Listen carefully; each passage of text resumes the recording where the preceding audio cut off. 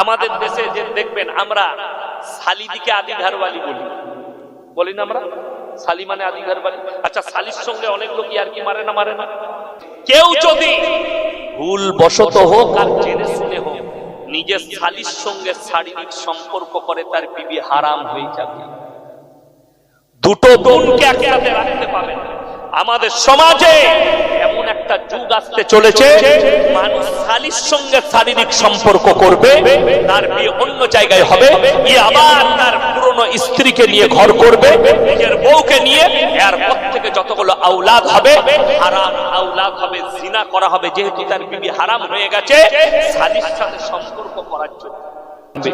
পৃথিবীর বর্তমান পৃথিবীর কোথাকার বললাম, শুধু ভারতের নয়, এশিয়ার নয়, গোটা ওয়ার্ল্ডের সব থেকে বড় জাস্টিস মানে মুফতি, তিনার নাম হচ্ছে মুফতি তাকি উসমানী, পাকিস্তানে।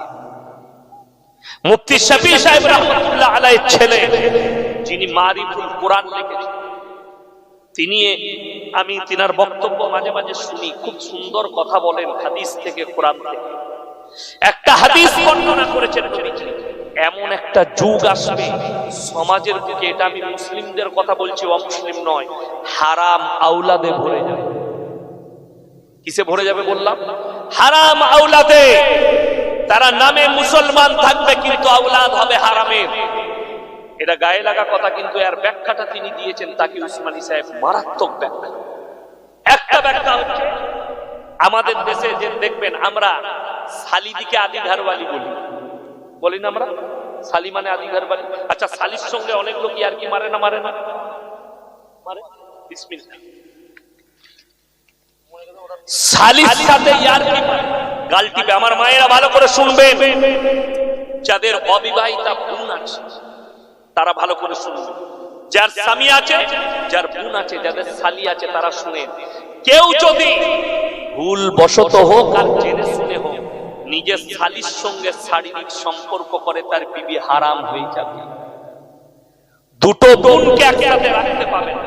আমাদের সমাজে এমন একটা যুগ আসতে চলেছে, মানুষ শালীর সঙ্গে শারীরিক সম্পর্ক করবে, তার বিয়ে অন্য জায়গায় হবে, আবার তার পুরনো স্ত্রীকে নিয়ে ঘর করবে, নিজের বউকে নিয়ে, এরপর থেকে যতগুলো আওলাদ হবে হারাম আওলাদ হবে, জিনা করা হবে, যেহেতু তার বিবি হারাম হয়ে গেছে শালীর সাথে সম্পর্ক করার জন্য। এই মশলা যদি কারো বুঝে না আসে, তোমার এলাকায় সব থেকে বড় মুফতি, তাকে জিজ্ঞেস করে আসবে। ইয়াসিন ভাই বলে গেছে, আমার ফোন নম্বর ইউটিউব আর ফেসবুকে আছে, আমাকে ফোন করে বলবেন আপনি ভুল বলে গেলেন। আমি পাই ক্যামেরা চালিয়ে সেই মুফতিকে সামনে করে, আমি যদি মশলা বুঝাতে পারি ভালো, নাহলে সে আমাকে বুঝিয়ে দিই। এটা আমি শরীয়ত বললাম, শুনে নেন। এইভাবে হারাম প্রকাশ পাবে। আর একটা হারাম আওলাদ কিভাবে? সেই হারাম আওলাদটা প্রকাশ্যে, কিভাবে প্রকাশ্যে, কেমন করে প্রকাশ্যে শুনে নেন। আমাদের সমাজে বর্তমানে একটা পাপ খুব দ্রুত গতিতে বেড়ে যাচ্ছে। সেই পাপটা কি? পরকিয়া। পরকিয়া হচ্ছে না, হয় না? আপনারা বলবেন, যারা ইমানদার আমার বাবাজি আছেন তারা শুনবেন, দাড়ি পাকা লোকরা, আপনাদের যুগ জাগে গেছে। এখন তো সরকার নিয়ম করে দিয়েছে পরকিয়া জায়েজ আছে। সকালবেলায় যদি বলেন থানায় গিয়ে, আমার বউ রাতের বেলায় অমুকের ঘরে ছিল, আমি ওকে লুবো না, ওদের বাড়ি মেরে তাড়িয়ে দেবে, চাল এখান থেকে। ভারতে আইন পাস হয়ে গেছে, তোর বউ পরকিয়া করলেও তোকে রাখতে হবে। কথাটা বুঝতে পারেন? ও তো ইসলামে একটা তালাক দিক দিয়েছে, খুব ভালো দিক। ভালো দিক নয়? যারা মনে করছেন তালাক, আমাদের মোদী সরকার তালাকের উপরে বিল পাস করিয়েছে কেন্দ্রে, कि मुसलमान बेटियों के साथ बड़ा अत्याचार, क्योंकि मुसलमान लोग अपने बीवी को तलाक दे देते और इनके ऊपर अत्याचार करते, বড় কষ্ট লাগে। আচ্ছা, আপনারা বলুন, আমার বউ যদি বাজারে ঘুরে বেড়ায়, আমার পর্দার কথা বলা যাবে? কথা বলে না। আমার বলা যাবে না, আমাকে ধরবে না আমার এলাকার লোক, এই তুমি গিয়ে ফেসবুকে দেখলাম 24 পরগনায় পর্দার কথা বলছো, আমার বউ যে বাজারে ঘুরে, ধরবে না? তো আমার বড় কষ্টের বিষয়, মোদিজি পার্লামেন্টে দাঁড়িয়ে বলছে লোকসভায়, कि हमारे देश के भाइयों बहनों, हमारे देश के माँ, मुसलमान माँ बेटी के साथ बड़ा अत्याचार होता है, ये लोग तलाक दे देते और अत्याचार करते, इसीलिए तलाक के ऊपर बिल पास किया जाएगा। मोदी जी पहले अपने बीवी को तो घर पे ला, बुझते पेरेছেন না পারেননি? जो अपने बीवी को अधिकार नहीं देता वो हमारे बीवी के लिए क्या सोचेगा? बड़ी दुख की बात है। मैं सरकार के खिलाफ नहीं, শুনে নেন আমার ভাই, তালাক থাকার কারণে মেয়েরা বিপদ ঘটাতে পারে না। পরকিয়া জায়েজ হয়েছে, তোমার বউ লোকের সাথে শুয়ে থাকবে, তুমি কিছুই করতে পারবে না, যেহেতু তালাকটাও রাখে না। আপনারা বুঝতে পেরেছেন না পারেননি? তালাক দিলে জেল হবে বলেছে। এরপর চলুন, এখন বর্তমানে যে বার্তা বাড়ছে, লোকের বউকে নিয়ে পালিয়েছে ঘর করছে। কলকাতায় নিউ টাউনটা দক্ষিণ না উত্তর? দক্ষিণ। নিউ টাউনে শুনেলেন সব থেকে এশিয়ার দামি অ্যাপার্টমেন্ট, বড় অ্যাপার্টমেন্ট, সেটা হচ্ছে সাপুরজি। অনেক ফ্ল্যাট আছে, কয়েক লাখ আছে না? নাই, কয়েক হাজার হবে, নাহলে লাখ হতে পারে, এত ফ্ল্যাট আছে। লোকের বউকে নিয়ে পালিয়েছে ঘর করছে। আর আপনি দেখতে পাবেন আপনার এই নৈহাটিতে, আপনার মগরাহাটে, আপনার দত্তপুকুরে, আপনার কলকাতায়, বর্ধমান টাউনে, বহরমপুর টাউনে কিছু সরকারি রেজিস্টারম্যান হারামখোর পয়সার লেগে দাঁড়িয়ে আছে।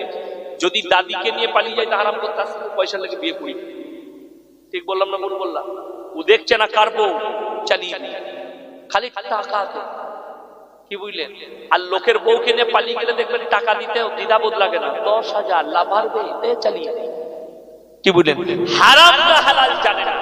শুনেলেন মাসলা, শুনেন শরীয়ত, শুনেলেন আমার মুসলমান ভাই, কেউ যদি লোকের বউকে নিয়ে পালিয়ে আসে, তার আগেকার স্বামী যদি তালাক না দেয়, ইদ্যত পালন না করে, 1000টা মৌলবি যদি এক কাছে হয়ে বিয়ে পড়ায়, আল্লাহর কসম করে বলছি নিকাহ হবে না, হারাম। এবং যতগুলো আওলাদ হবে, হারাম আওলাদ হবে। আজকে প্রকাশ্যে আমাদের সমাজে লোকের বউকে নিয়ে পালিয়েছে ঘর করছে, লোকরা তাদেরকে মুসলমান বলে আখ্যা দিচ্ছে। ইসলামী শরীয়তে সে নেমো খারাপ হয়ে গেছে, প্রকাশ্যে জিনা করছে, সে তাকে সমাজ থেকে বঞ্চিত করুন। এরকম লোক মসজিদে ঢুকে জুম্মার দিনে নামাজ পড়ছে। আমার মুসলমান ভাই না, আপনি বুঝতে পারেন না। এরপরে আমি আপনাদের কাছে আলোচনা করব, এই জন্য এতক্ষণ আলোচনা করলাম। ইমানদার মুমিনকে হাত তুলে সবাই বলি তো আমরা আজ থেকে ইমানদার মুমিন হব, জোরে বলুন ইনশাআল্লাহ। মুমিন হতে গেলে আমার আল্লাহ 5টা শর্ত রেখেছেন। কটা বললাম? 5টা। আমার আল্লাহ কোরআনে বললেন, কাযাব লাগাল মুমিনুন। হে আমার নবী, মুমিন কারা? মুমিনদের 1 নম্বর আখলাক, 1 নম্বর চরিত্র, আল্লাযীনা হুম ফি সালাতিহিম খাশিউন। তারা যখন নামাজ পড়বে খুশুর সঙ্গে নামাজ পড়বে। আল্লাহর নবীর হাদিস, যারা বেনামাজি আছেন শুনে যান, যার নামাজ নেই তার ইসলাম নেই।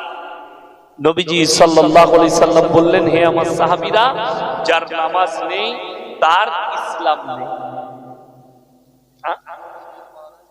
সে যদি বেনামাজি হয়ে মারা যায়, তার আকীদা তার পরিবারের কাছ থেকে জানতে হবে। শুনেলেন, নামাজ হচ্ছে আল্লাহর কি হক। কার হক? আল্লাহর হক। সে আল্লাহর হক আদায় করেনি, নবীজির হাদিস এসেছে তার মধ্যে ইসলাম নেই। তাকওয়া বলে ইসলামে একটা জিনিস আছে, কি আছে? তাকওয়া। আপনার তাকওয়া হচ্ছে আপনি জানাজা পড়বেন। কথাটা বুঝতে পেরেছেন না পারেন? আমার তাকওয়া আমি জানাজা পড়ব।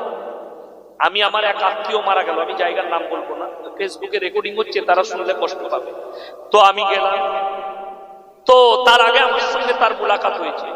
সে মাদ্রাসার তালিব ইলম দিকে, টিভিওয়ালা দিকে দেখলে কি বলতো জানেন? এগুলো সব অন্ধ লোক, অন্ধ স্কুলে পড়েছে।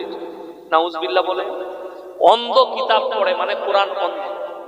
তো ইমাম সাহেব আমাকে বললে, হুজুর আপনি জানাজা পড়াবেন। আমি বললাম, সে নামাজটা হোক, তারপরে দেখা যাবে। আমি তো নামাজ পড়ে পায়খানায় ঢুকে গেছি, আর বেরোই। জানাজা হয়ে চলে গেছে, তারপরে বেরিয়েছি। আমাকে বললে, হুজুর, আমি বললাম ওই লোকটা প্রকাশ্যে আমার সামনে এই ভাষা প্রয়োগ করেছিল বলে আমার কাছে নাস্তিক, আমার আত্মীয় হলেও আর জানাজাও পড়া যাবে না, আমার কাছে মাটিও দেওয়া যাবে। আপনি অজান্তে করেছেন, আপনি আল্লাহর কাছে জবাব দেবেন।